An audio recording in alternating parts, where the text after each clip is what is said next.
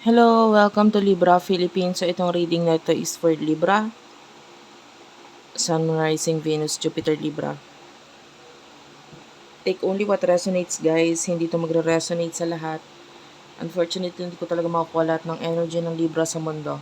And by the way, bago ako magsimula, if you want to book a personal reading, Facebook page namin, Madam Peace, at saka dito sa email namin, virgophilippines@gmail.com. May mga admin ako na mag-a-assist sa inyo.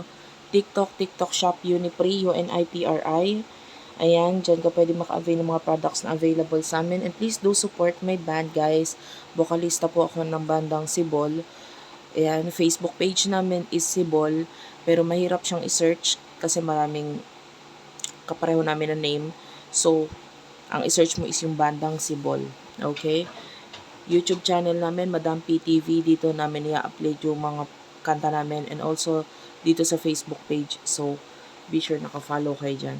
Meron din po pala akong pa-raffle na reading. So, if you want, eto opportunity to guys sa iba, lalo na sa mga uh, gustong mag-avail ng personal reading.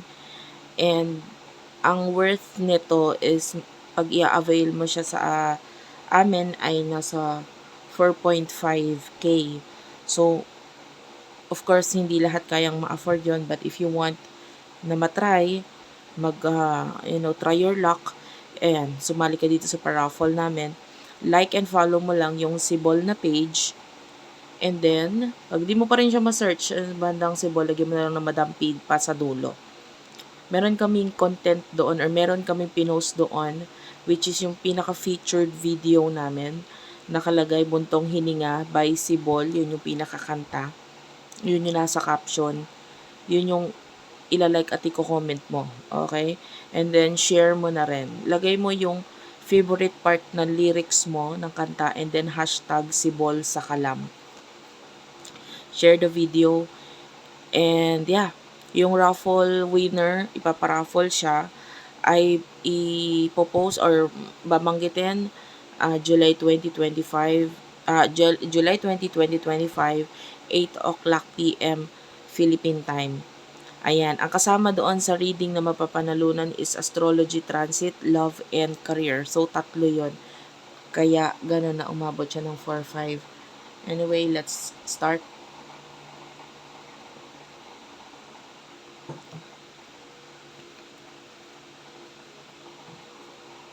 Sana isa ka sa mapili or isa ka sa mabunot. Ay, ikaw ang mabunot kasi isa lang naman yung winner natin, no?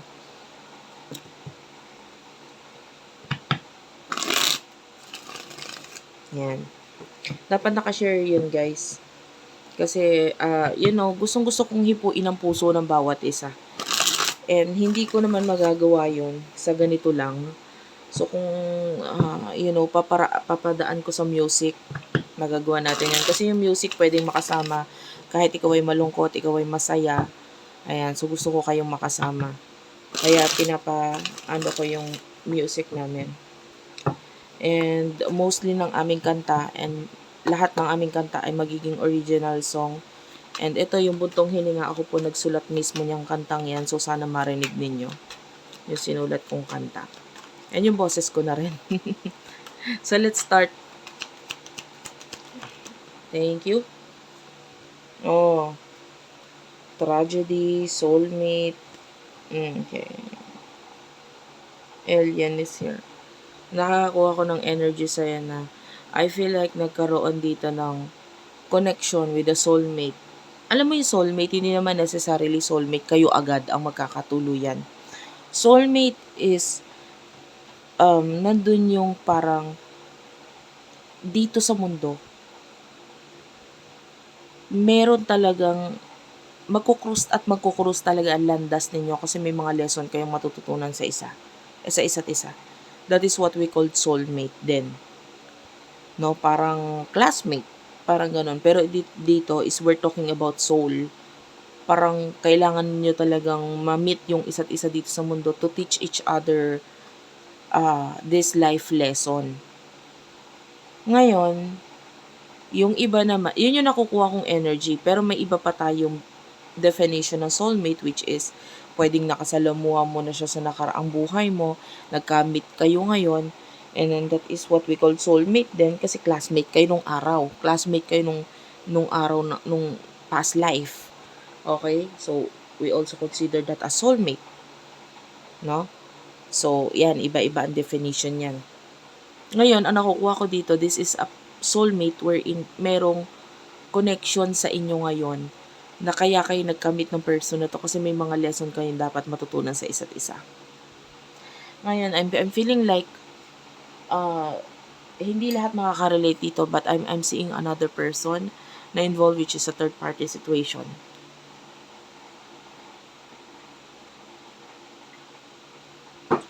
Pag nag-i-stop ako guys, umiinom ako ng tubig.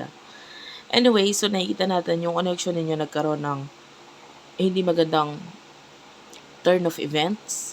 It's like from being friendship, naging parang forbidden kind of connection. Kasi yung friendship, hindi naman siya bawal, di ba? But then, yung a lot of you is pwedeng from friendship nagkaroon ng something, nagkaroon ng emotions. And then from that, naging bawal na siya kasi it's forbidden or hindi okay. Friendship turn into forbidden love. Hindi pwede yung love na yon. Maybe kasi nga, there's another person na involved. And nakikita kong flow ng connection dito with the alien is pwede nagkaroon ng pagkakalayo or yung parang pag-iwas, pag-alis because of that particular situation. And kunin natin yung energy ng person na kakonect mo. You do have your Archangel Michael. Crush. Okay, so etong person na this currently, nasasaktan siya because of the separation na nangyayari sa inyo. Archangel Michael, I feel like, this is an angel na nagpapakita ng protection. So, itong person na to, minsan ka na niyang paano mo sabihin yan? Prinotektahan. Pinrotektahan. So, minsan ka na niyang basta. Prinotektahan sa buhay mo. So, this person is friend nga di ba? Kasi gano'n naman talaga pag friend. Hindi ka niya hayaan na ganito ka, ganyan. And I feel like this person, tinry niyang i-correct yung buhay mo, tinry niyang i-correct yung isaayos yung kung ano yung mga maling nangyayari sa buhay mo or kung ano yung mga hindi magandang pangyayari na nangyayari sa buhay mo. Like, tinry ka niyang iayos. Ngayon, nalulungkot siya, nasasaktan siya kasi there's separation. Kaya lang, alam mo yung gusto. You do have your apple. You are this person's apple. Ano bang tamang term doon? Apple in the eye? Pag sinabi natin ganun, di ba yun yung idiom na, ikaw yung parang gusto niyang makita or maganda ang pagtingin niya sa'yo talaga ngayon. Yeah, you're the divine feminine. Parang nakukot mo yung attention niya ngayon. Lalo pa itong nakakapagpalungkot or nakakapagpasakit sa kanya kasi nakukuha mo yung attention niya kahit wala ka namang ginagawa na may kinalaman sa kanya. Yung iba sa inyo, you know that this is your soulmate pero hindi ka para magpapansin. Pero itong person na to, napapansin ka niya kahit hindi ka magpapansin sa kanya. And I feel like, I don't know if you're trying to block this person, pero yung iba ganun, tinatry mo i-block. Yung iba naman hindi, pwedeng, ang hirap mo lang hindi mapansin sa ngayon, sa mga ginagawa mo. Emotion ninyo sa isa't isa, you do have your pretending, children,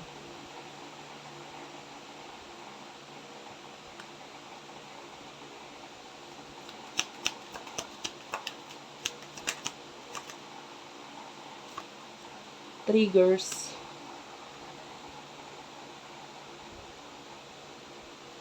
after this, I will use another card na may nararamdaman akong card na gustong magpagamit sa akin. Kukunin ko dun sa aking lagayan. Pero mamaya na.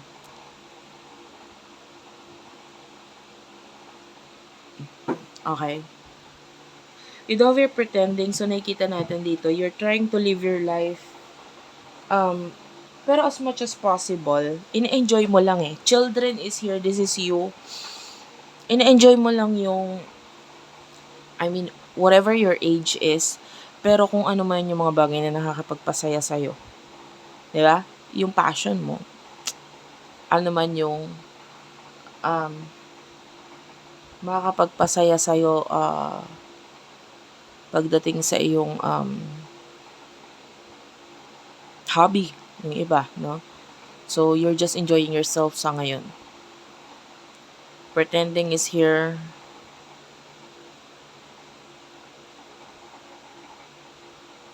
I feel like there's part of you na hindi nabobroadcast sa ibang tao. Like yung kung ano yung nangyayari sa buhay, mga problems mo, pinagdadaanan mo sa buhay. Of course, lahat naman ganun talaga. Hindi naman din kailangan i-open book mo yung sarili mo sa iba. Especially dyan sa mga area na yan. Kasi alam mo, yung ibang tao, interesado lang sila sa buhay mo. Pag may mga hindi magaganda nangyayari sa'yo, like, lalo na yung mga inggitero-inggitera. Gusto lang nilang makita yung mga pangit na hindi nangyayari sa'yo. Gusto nilang marinig yan. Parang kiliti sa tenga nila yan. Pag may naririnig silang mga pangit na hindi nangyayari sa buhay mo. So, okay lang yun. You're pretending, you're fine, you're okay. Tama lang yun. Actually, it's law of attraction naman. Kasi, you shouldn't focus on problems. Yung problema, sinusolusyonan. And at the same time, pero hindi pinoproblema. Okay? Hindi siya para buong araw malungkot ka na ganito ganyan. 'Di ba? You should live your life pa rin to the fullest. And, kasi, you never know, no? Hindi mo alam kung hanggang kailan ay tatagal mo sa mundo. Alam nga namang ma ma-end na lang yung buhay mo na puro problema ang inisip mo, no? Maganda yung nag-enjoy ka pa rin. And then, yung problema, hayaan mo na lang yun muna. Kumbaga, solusyonan mo, pero in a way na nag-e-enjoy ka pa rin. Hindi naman, alam mo yun, lalo ka pa mamomroblema. Bakit? Pag pinroblema mo yun, magkakasakit ka pa, kakaisip, diba? Na-stress ka, pumangit ka pa, na-stress ka na naman ulit sa mukha mo, dagdag, diba? So, don't stress yourself. And I like what you're doing kasi ina-enjoy mo na yung sarili mo, you're involving yourself sa activities na makakapagpasaya sa'yo. So, continue on doing that. Emotion na person na kakonect mo, you do have your trigger, name, car, place. I feel like there's this place or name or something na nakakapagpa-remind sa'yo dito sa taong to. It could be bigla niya na lang makikita yung pangalan mo or yung alaala nyo. Bigla na lang babalik sa kanya kasi nakita niya yung parang pangalan mo sa building, establishment, or kahit nabasa niya, whatever. So, there's these things na nakakapagpa-trigger dito sa taong to para maalala ka niya. So, for now, emotions ng person mo ngayon is feeling niya you are both irreconcilable. Medyo mahirap mag-reconcile, no? Pero nandun yung, alam mo yung person na to is always nandyan palagi sa likod mo or andyan lang siya. If ever, nakakailanganin mo. Na parang if ever na kailangan mo, andyan lang siya. Pero, parang friendly pa rin yung energy eh. Medyo problem lang dito sa person na to. I feel like mataas yung ego niya. The ego is the problem. And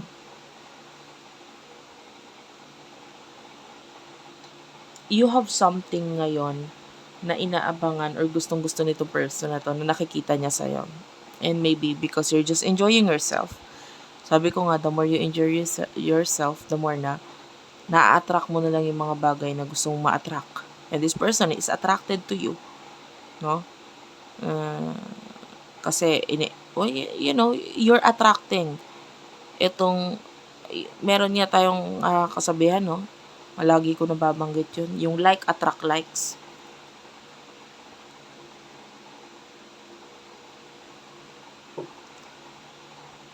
So, the more na nag-focus ka sa sarili mo, nagugustuhan mo yung sarili mo, mga ginagawa mo, pinapakita mo sa ibang tao, the more na nagugustuhan ka din itong person na to. Pero mataas ego niya. So, what will happen in the near future for the both of you? You do have your racing and desire. a lot of you is nakakita ng mga mas init ng mga sexual connection. Hindi sa taong ko, maybe with another person. So, sexual connection with someone. In the near future, karmic, yeah, maybe a karmic person.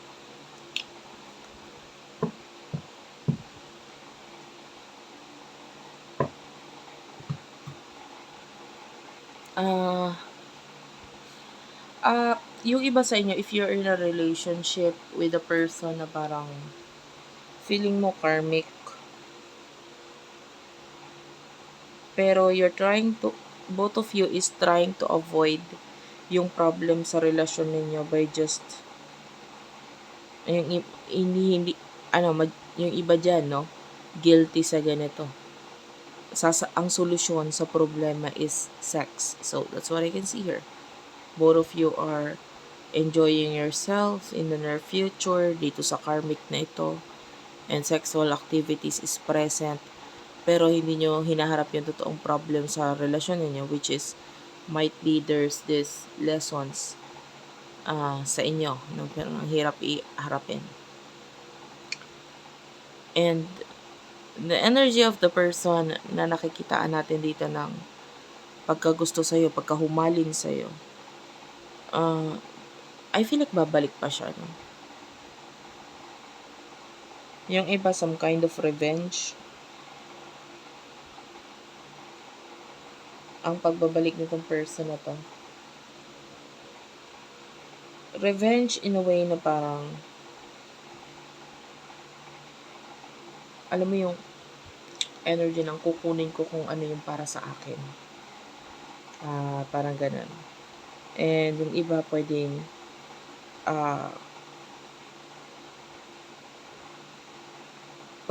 alam mo yung, siya yung lalabas na kabit. Parang ganun. Pero kahit kabit, parang siya pa yung matapang kasi feeling niya siya yung akin naman talaga dapat yan. Nauna ka lang or kinuha mo lang. That kind of energy. So anyway, nakita ko ng ganun. So pagbabalik nitong person na to, pero kukunin niya kung ano yung feeling niya para sa kanya, which is ikaw yon. And kahit lumabas yung third party dito sa sitwasyon nito, nandun yung nakikita nating palaban siya. Kasi why? Akin yan eh. Parang ganun. Alam mo yung person na to is like fighter talaga siya eh. Kaya lang, medyo ngayon, nawawalan nga lang siya ng lakas ng loob, no? Tiwala sa sarili. And, yeah, pwedeng mga personal problems ang nagiging dahilan kung bakit hindi niya magawa yung mga dapat or gusto niya talagang gawin regarding sa'yo or regarding sa connection na to. Pero may mga bagay na magti-trigger sa kanya kung bakit soon enough gagawin niya na rin yun. Yeah, may mga tutulak sa kanya para gawin yung mga bagay na gusto niyang gawin na may kinalaman sa'yo. Okay? So soon enough, magiging palaban itong person nito. Ilalaban ka niya or ilalaban niya yung pakiramdam niyang feeling niyang meron sa connection ninyong dalawa. And yeah, a lot of you is pwedeng itry pang i-avoid or kasi pwedeng hindi mo alam kung ano yung gagawin mo dito eh. Diba? Bigla siya, kasi hindi ka sanay sa ganun na bigla siyang lumaban or nilaban niya yung connection. So, hindi ka sanay sa ganun. So, pwedeng ikaw na rin yung umiwas or what. Pero hindi lahat. Thank you for watching guys. I love you all and bye-bye.